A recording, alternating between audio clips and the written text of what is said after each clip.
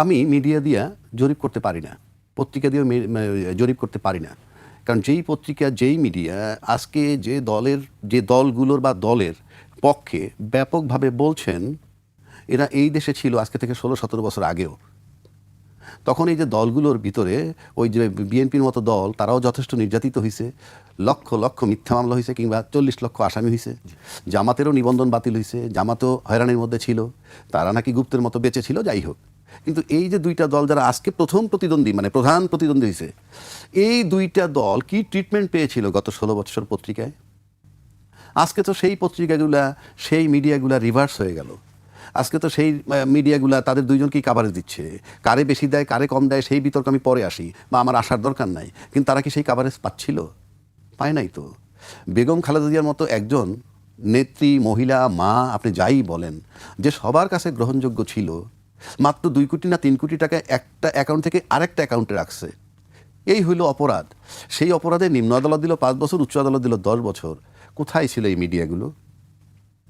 এই মিডিয়াগুলো তখন তো এটাও ছিল যে সালম বড় বড় ব্যাংকগুলো তসরুপ করছে, আবুল বারাকাত জনতা ব্যাংকে তসরুপ করছে, শেয়ার বাজার কেলেঙ্কারি হয়েছে। কে কতটুকু লিখছেন? তারেক রহমান সম্পর্কে কে কতটুকু লিখেছেন? আজকে তো সবাই বিগলিত তারেক রহমানের জন্যে।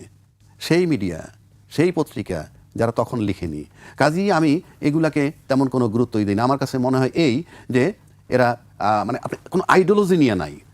বিষয়টা হচ্ছে আপনি যেদিকে যখন স্রোত, আপনি সেই দিকে থাকবেন। এবং এটা ঠিক যে স্রোতের উল্টা যদি আপনি চলেন, তাহলে আপনার গায়ের সাল বাকলা থাকবে না, আপনি স্রোতে গা ভাসায় দিয়ে সার্ভাইভ করবেন। এই কারণে আমি বললাম যে এই আপনি যদি মিডিয়ার কথা বাদ দিই, আপনার কাছে কি মনে হয়? আমরা শরীফ ভাইয়ের কাছে শুনলাম তিনি বিএনপিকে এগিয়ে রাখছে নির্বাচনে। আপনার কাছে আপনি নর্মাল কোর্সে যেটা আপনি যদি আমার কাছে তো সামনের যে নির্বাচনটা হবে কালকে বাদে পরশু, হ্যাঁ, সেই নির্বাচনের ফলাফল আমাদের কাছে আসে নাই। সেই নির্বাচনের ফলাফল আসলে আমাদের অতীত যে জরিপ, সেই জরিপটা কিন্তু চেঞ্জ হয়ে যাবে। অতীত যে রেকর্ড, কার কত পার্সেন্ট ভোট, এর এত পার্সেন্ট, এই দলের এত পার্সেন্ট, এর এত বেশি নাই, সেটা কিন্তু চেঞ্জ হয়ে যাবে। এটা গেল এক।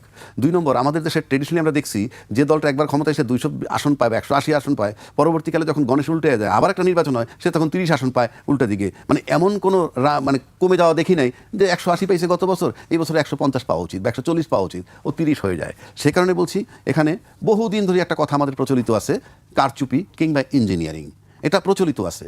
যেমন এবার কি যুক্ত হয়েছে দেখেন তো, নির্বাচনের 5 আগস্টের পরে এবার কিন্তু শব্দ আসছে একটা গুপ্ত, সুপ্ত, এই শব্দগুলো আসছে। এর আগে ছিল রাজাকার, স্বাধীনতার পক্ষ, আমরা এক এক সময় এক একটা শব্দ সংযোগ করি। এখন যে জায়গাটা আমি আসতেছি, আমি মনে করি এবারের যে নির্বাচনটা হবে, এবারের নির্বাচনের একটা আগের ঘটনা বলতে হবে আপনাকে। 18 মাস আগে, এবারের নির্বাচনের আগে ঘটছে, ওই জাতিসংঘের রিপোর্ট বলেন, XYZ যে রিপোর্টই বলেন, 1400 লোক মারা গেছে, 30-40 হাজার আহত হয়েছে। তারপরে দামি দামি লোক পালায়ে গেছেন, খতিব, গভর্নর, বাংলাদেশ ব্যাংকের সব পালায়ে গেছেন, পুলিশ থেকেও লোক পালায়ে গেছেন। তারপর একটা নির্বাচন 18 মাস পরে, মানে ওই যে পালায়ে গেছে সব প্ল্যাটফর্মগুলো ঠিক হয়ে গেছে 18 মাসে, এটা আমাদের ধারণা, এবং আমরা নির্বাচনে যাচ্ছি। ঠিক আছে, আমরা ফাইনালি নির্বাচনে আসছি। কিন্তু এইরকম ঘটনার পর তো নির্বাচনে এবার প্রথম আসলাম। আর কোনো নির্বাচনের আগে তো সরকার বদল হয়েছে, অন্যান্য সব কিছু ঠিকঠাক ছিল। এখন এইবারের নির্বাচনে কি হবে? 1 নম্বর, আমি বিশ্বাস করি না, শুধু আন্দাজে বললে, আমি ফিল করি যে রাষ্ট্রীয় অর্গানগুলা কোনোটাই ঠিক হয় নাই। কেননা আমরা যে সংস্কারে হাত দিয়েছিলাম, কোনো সংস্কার এখন পর্যন্ত হয়নি। গণভোট পাশ করলে তারপরে ওই যে সংস্কারের প্রস্তাবগুলো, সেগুলো যদি বাস্তবায়ন হওয়া শুরু করবে, তার মানে আমরা আলটিমেটলি নির্বাচন করতে যাচ্ছি সেই পুরনো বন্দোবস্তে। এবং সেটাও কাল্পনিক। পুরনো বন্দোবস্ত বলতে পুরনো সংবিধান তো নাই, সংবিধানটা থেমে গেছে, আমরা সংবিধানবিহীন নির্বাচন করতে যাচ্ছি। এটা আমি সবসময় বলি, আজকেও বলতেছি, আমরা কোনো সংবিধানের অধীনে নির্বাচন করতেছি না। সংবিধানের অধীনে নির্বাচন করলে মানে যেহেতু করতেছি না, নির্বাচনের পর দেখবেন যদি গণভোট পাশ করে এবং গণভোট মোতাবেক সংবিধান সংস্কার আগে না করে, তাহলে পরে এরা উতনাওয়াই ডিফিকাল্ট হবে। সেটা পরের চ্যাপ্টার। এবার আসুন ভোটের দিকে আসি। এবারের ভোটে যেটা হবে, 5 আগস্টের পরের জাজমেন্ট সবচেয়ে বড়। অতীতে কে কী করছে আমার জানার দরকার নাই। অতীতে 16 বছর ছিল আওয়ামী লীগ। তরুণ প্রজন্মের যে ভোটারগুলো, সেটা তারা আওয়ামী লীগকে দেখেছে, দেখার পর তাদেরকে অ্যাকসেপ্ট করার মতো কিছু নেই। ইনফ্যাক্ট তারা নির্বাচনে নাই। আর অন্য যে দল, যে তরুণ সমাজের অন্য যে প্রায় 4 কোটি ভোটার, তারা ওর ভিতরে কিন্তু অন্যান্য দলেরও আছে। ধরেন বিএনপির আছে, জামাতেরও কম বেশি আছে।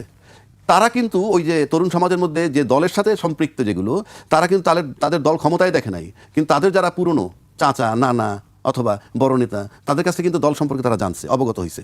আর ওইদিকে জামাত তার সম্পর্কে অবগত হয়েছে। আর যারা অবগত হয় নাই, তারা নিউট্রাল বসে আছে।